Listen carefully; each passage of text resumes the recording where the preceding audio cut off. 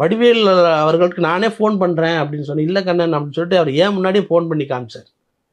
அவர் வந்து அதை வந்து அவர் அட்டன் பண்ணல என்ன, அவர் வந்து புறக்கணிச்சிட்டாருன்னு தான் சொல்லணும். வடிவேலுக்காக வீசேகர் போய் சிபாரிசு பண்ணீங்க பாருமா, அவன் நல்லா ஆக்ட் பண்ணக்கூடியவன், நீ வந்து இப்போ பெரிய நடிகை தான், ஆனால் நீ வந்து அவன் கூட நடிச்சேன்னா அவன் பெரிய இடத்துக்கு வந்துடுவான், உங்களுடைய ரோல் நல்லா பேசப்படுமா அப்படின்னு நடிக்க வைக்கிறாரு.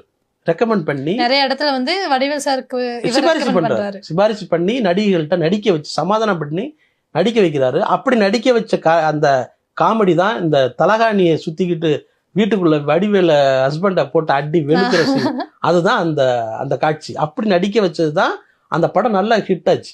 அந்த காமெடி பெரிய ஹிட் இப்போ வரைக்கும். அப்படியெல்லாம் சிபாரிசு பண்ணி ஒரு கலைஞனை கண்டுபிடித்து வளர்த்து விடணும் அப்படி நினைச்சுக்கிட்டு இருந்த அந்த இயக்குனருக்கு இன்னைக்கு எனக்கு யாரும் ஹெல்ப் பண்ண ஆள் இல்லை கண்ணன்.